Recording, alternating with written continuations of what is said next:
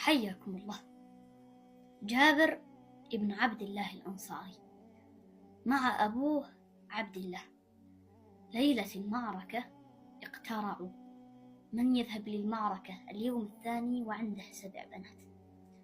فقال الأب: نقترع. فاقترعوا فوقعت القرعة على الأب، فقال: يا جابر، أوصيك بأخواتك خيرا. فقال: يا أبتي، آثرني فيها.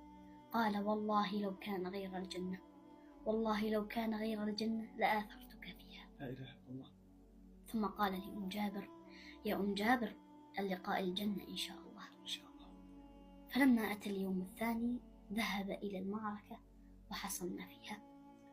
فلما أتى النبي صلى الله عليه وسلم ليتفقد الشهداء، وإذ به يرى جابر يبكي على أبوه عبد الله الأنصاري وقد قتل واستشهد. لا إله إلا الله.